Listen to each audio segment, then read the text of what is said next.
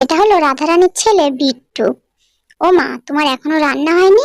আমি না বলেছি গরম ভাত খেয়ে স্কুল যাব, তাই এখনো হয়নি। তা আমি স্কুল যাব নাকি যাব না সেটা বলো তো তুমি। আরে বাবা দাঁড়া, বলছি তো হয়ে গেছে। বলেছি তো তুই গরম ভাত খেয়ে যাবি। আসলে সকালে অনেকটা জামা কাপড় কাচ্ছিলাম তো ওই জন্য দেরি হয়ে গেছে। এক্ষুনি হয়ে যাবে বাবা, একটুখানি দাঁড়া। দুষ ভাল লাগে না যত সব, জীবনে কোনোদিন আশা করতে নেই। তোমার কাছে আশা করাটাই বৃথা। রাধারানী মন খারাপ করে বসে রইলো, আর তখনই তার মেয়ে চম্পা আসে। ও মা, তুমি আমার জামাগুলো আয়রন করে রেখেছো? স্কুল যাব যে ওই জামাটা পরে যাব, তা আয়রন কি করা হয়ে গিয়েছে? কোথায় রেখেছো বলো তো? আরে মা, তার মানে আসলে সকাল থেকে অনেক কাজ করছিলাম তো ওই জন্য জামা আয়রন করার টাইম পাইনি। এই ভাতের ফ্যানটা উপর করে নিয়েই তো জামাটা আয়রন করে দেবো মা। দাঁড়া, আমি এক্ষুনি যাচ্ছি। ধুস, তোমার আর আয়রন করতে হবে না, যাও। জীবনে তোমার কাছ থেকে কোনো উপকার পাওয়া যায় না, ফের ফালতু একটা বেকার। রাধারানী মন খারাপ করে বসে কাঁদতে থাকে তার ছেলে মেয়ে দুটোর খারাপ ব্যবহার দেখে। বিট্টুরা স্কুল যাওয়ার পর তাদের বাবা ধানুর আড়ত থেকে বাড়ি আসে। কি ব্যাপার রাধারানী, এরকম মন খারাপ করে বসে আছো? আর আমার ছেলে মেয়েগুলোই বা কই? তাদেরকে দেখছি না। দুপুরে খাওয়া দাওয়া করেছো? আর তোমার ছেলে মেয়েগুলো স্কুলে গেছে, আমি এখনো খাইনি। মনটা খুব খারাপ। ওরা খুব খারাপ ব্যবহার করছে কদিন ধরে আমার সঙ্গে। আমি যদি পান থেকেই চুন খসাই তা আমার ওপর মেজাজ দিয়ে ওঠে। ছেলে মেয়েগুলোকে এত ভালোবাসি তারপরেও আমার সঙ্গে খারাপ ব্যবহার করে। আচ্ছা, বুঝেছি রাধা। তার মানে ওদের আরেকটু শিক্ষা দিতে হবে। ওরা তো ছোট থেকে সবকিছু পেয়ে এখন আর কিছু না পেলেই ওদের মাথা গরম হয়ে যায়। তুমি একটু ধৈর্য ধরো, আমি কিছু একটা উপায় ভাবছি। যেভাবে ও ছেলে মেয়েগুলোর ব্রেন আমি ভালো করে দেব।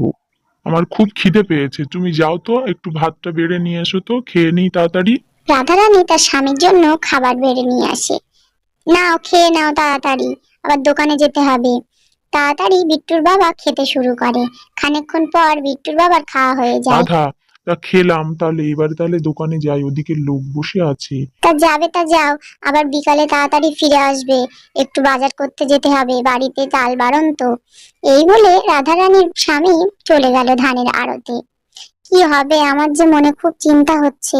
ছেলে মেয়েগুলো একদম সম্মান করে না আমার, আমি এত কষ্ট করি ওদের জন্য, তা ওরা আমাকে একটুও ভালোবাসে না। আমি তো ওদের মা, আমি তো ওদের ভালো চাই। রাধা একটা কলসি নিয়ে পুকুরে যায় জল আনার জন্য।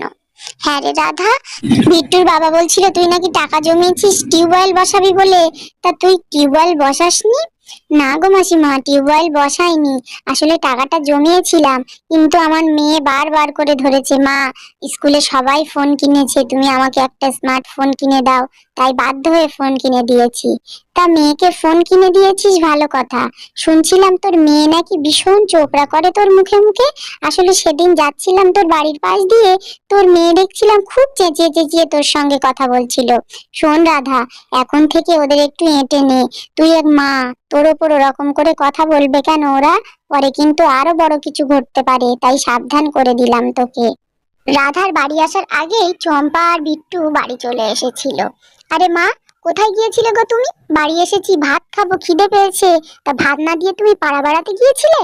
আরে মা না রে, পাড়া বেড়াতে যাবো কেন, ঘরে একদম জল ছিল না, তাই ওই পুকুরে গিয়েছিলাম একটু জল আনতে। তা চল, তোদেরকে ভাত দেবো, চল বাবা চল।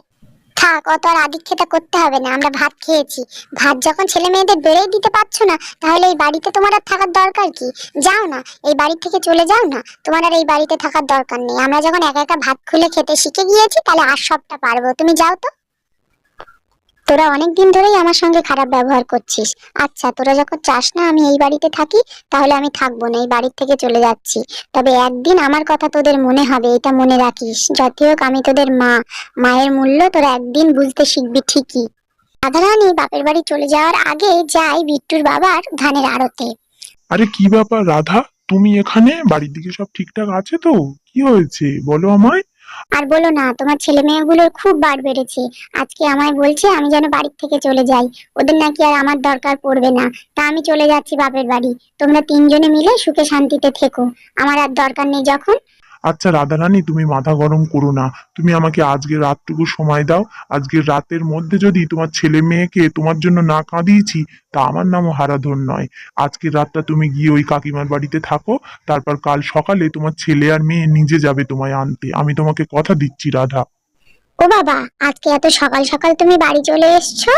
হ্যাঁ রে মা, আমার শরীরটা আজকে একটু ভালো নেই, তাড়াতাড়ি খেয়ে দিয়ে ঘুমাবো। তা তোর মা কোথায় গিয়েছে রে, দেখতে পাচ্ছি না। বাবা, মা তো মামার বাড়ি গিয়েছে, বলেছে কয়েকদিন ওখানে থাকবে। তা ঠিক আছে, মামার বাড়ি গিয়েছে যাক। বলছি চম্পা আর বিট্টু, তোরা দুজন মিলে তাহলে তাড়াতাড়ি কিছু রান্না করে আন, আমার খুব খিদে পেয়েছে, যা। ও বাবা, রান্না করবো মানে? রান্না বান্না তো আমরা কিছুই পারি না। তাহলে তুমি না হোটেল থেকে কিনে আনো না বাবা, না আমরা তিনজনে মিলে খেয়ে নেবো কোনি। না রে মা, হোটেল থেকে কিনবো না, হোটেলের খাদ্য ডাক্তার খেতে বারণ করছে। তুই গিয়ে কিছু রান্না কর না, তুই তো বড় হয়ে গিয়েছিস, তুই তো সব পারিস, মায়ের কি আর দরকার আছে, তুই যা গিয়ে রান্না করে আন। খানিকক্ষণ পর বিট্টু আর চম্পা রান্নাঘর থেকে চলে আসে। কি ব্যাপার, এর মধ্যেই তোদের রান্না হয়ে গেল? তা কি রান্না করেছিস, দে খেতে দে, খুব খিদে পেয়েছে আমার। ও বাবা, তার মানে কিচ্ছু রান্না করতে পারিনি। আসলে উনান কি করে জ্বালাতে হয় তাই তো জানি না, মা তো কিছুই করতে দিত না। আমি তো কিচ্ছু কাজ করতে পারছি না বাবা, আর বিট্টুও তো কিছু পারে না। রান্না করতে পারবো না বাবা, তুমি হোটেল থেকে আনিয়ে নাও না।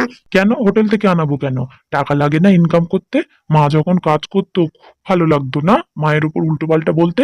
এখন পাচ্ছিস না কেন? তোদের নাকি মায়ের দরকার পড়বে না?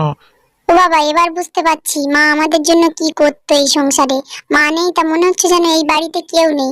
বাবা, আমরা ভুল করেছি, মাকে মামার বাড়ি আমরা আনতে যাব বাবা, তুমি ক্ষমা করে দাও আমাদেরকে। দিদি ওরাম করতো তাই দিদির কাছে আমিও শিখেছি। তুই কার কাছে শিখেছিস আমি সব জানি, তোর দিদিই তো মেন হচ্ছে নাটের গুরু। ও হতেই তো তোর মা এই বাড়ির থেকে চলে গেছে। না বাবা, আমার ভুল হয়ে গেছে, সত্যি আমারই দোষ। ভাই আমার কাছ থেকেই শিখেছে। আমি মাকে ফিরিয়ে আনতে যাব, মায়ের মূল্য বুঝিনি, এখন বুঝতে পারছি। বাবা ক্ষমা করে দাও, মায়ের কাছে গিয়েও আমি ক্ষমা চাইবো।